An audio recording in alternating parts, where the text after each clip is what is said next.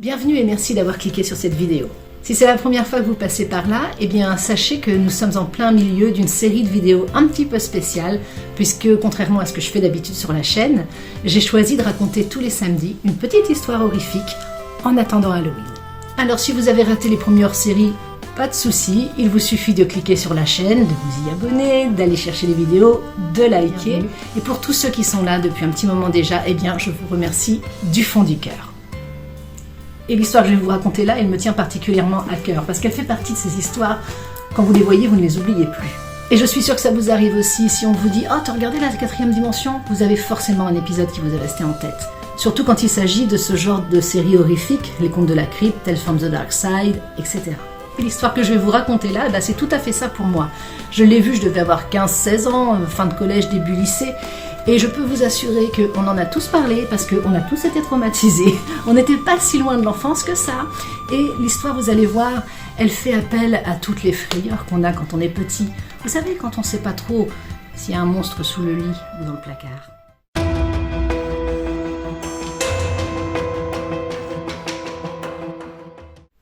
Nous allons suivre l'histoire de Gail, une étudiante bien sous tout rapport qui, n'ayant pas trouvé de place sur le campus, va aller louer sa chambre chez le docteur Fener. Le docteur Fener est un homme austère qui vit seul dans sa grande maison. Il a des règles bien précises à faire respecter aux étudiants à qui il loue sa chambre. Ne jamais amener d'amis, ne jamais manger dans la chambre, ne pas faire de bruit. Des règles qui peuvent paraître pleines de bon sens, mais qui, disent en sa bouche, ressemblent à des menaces. Mais Gail n'est pas sur le campus pour faire la fête, elle est vraiment là pour faire ses études et elle n'est pas du genre à se laisser impressionner par les propos un petit peu durs de Monsieur Fener. Il l'emmène donc à l'étage, lui faire visiter la chambre où elle va loger. Et le docteur Fener lui dit qu'elle appartenait à sa fille décédée. Gail fait un tour d'horizon de cette chambre aussi jolie que simple quand elle remarque sur le mur à droite une toute petite porte. Quand elle la fait remarquer au docteur Fener, il lui répond que ça donne sur un petit placard où il y a sûrement encore quelques affaires de sa fille. Et toujours est-il, il avait fermé ce placard à clé et il a perdu cette clé, et donc le placard est condamné. Seulement dès la première nuit, Gail entend des bruits derrière la porte de ce placard. Elle se dit qu'il y a peut-être des gros insectes, voire des rats. Ce qu'elle ne remarque pas, c'est que la cloche de la petite porte du placard se tourne pas. Le lendemain matin, Gail fait part de ses doutes au docteur Fener. Celui-ci s'offusque. Des rats dans sa maison. Il trouve l'étudiante bien insolente. Et malgré le déni de son propriétaire, elle décide la journée même d'aller acheter des pièges à rats et des pièges à souris. Elle trouvera bien un moyen d'ouvrir ce placard et d'avoir le cœur net. Mais parfois, ce sont les solutions les plus simples qui sont les plus efficaces.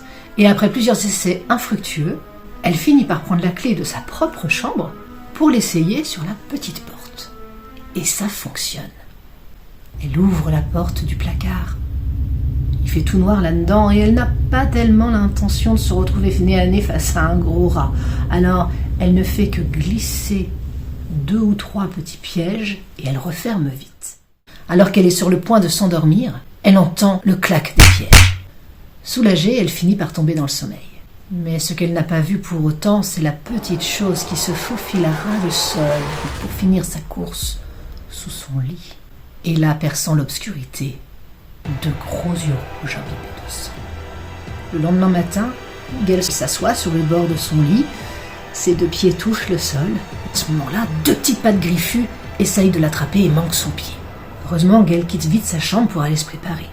Et elle part à l'université. Quand Gail revient, elle demande au docteur Fener de l'accompagner dans sa chambre pour lui prouver qu'elle a réussi à attraper des souris ou des rats. Le docteur Fener la suit, un brin irrité. Ils arrivent à la chambre et Gail va pour ouvrir la petite porte et mystérieusement, elle n'y parvient pas. Curieusement, la clé ne fonctionne plus. Elle ne comprend pas, elle se sent confuse et le docteur Fener, lui, est de plus en plus énervé. Il lui dit « Vous voyez ce que je vous disais ? Cette porte ne s'ouvre pas, mademoiselle, mais ça commence à bien faire cette histoire. Son comportement ne lui plaît guère, c'est clair au niveau des règles et la bienséance des gens qu'il reçoit chez lui. Et Gail n'insiste pas trop car elle voit bien que malgré tout le mystère qui entoure cette porte, le docteur Fener n'est pas prêt à entendre la vérité.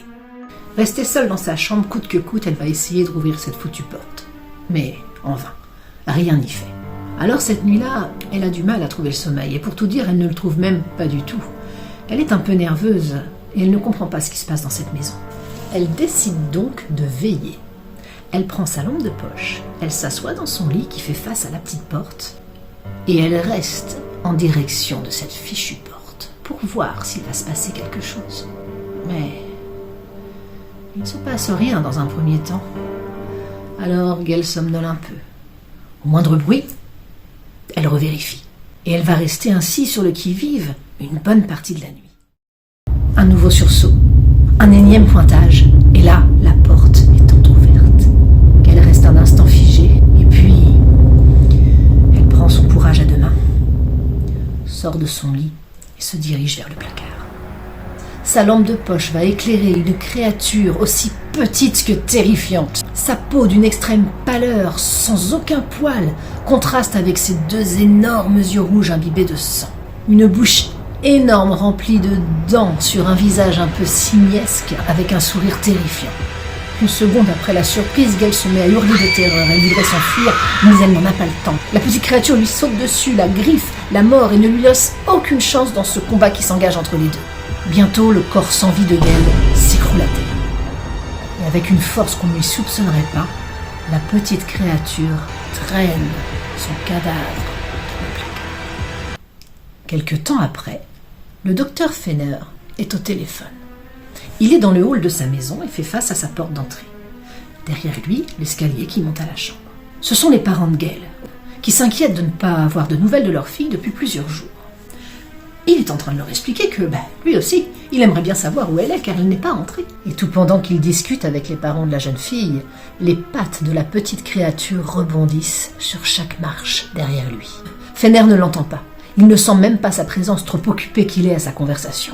Quand il est sur le point de raccrocher, une douleur immense le prend à la jambe. Il se tourne aussitôt voir ce qui se passe et là la créature est accrochée à son mollet. Et là, il lui dit « Oh, ma jolie petite fille !» Il la prend dans ses bras, face à lui, et lui reproche « Tu n'as pas été gentille avec l'étudiante de papa. » La petite créature émet des petits bruits doux, comme pour se faire pardonner et l'amadouer. Ce qui fonctionne. Le docteur Fenner lui dit « Fais-moi un câlin. » Ce qu'elle fait. Puis, remontant l'escalier avec elle dans les bras, il lui dit « Viens, papa va te remettre au lit. »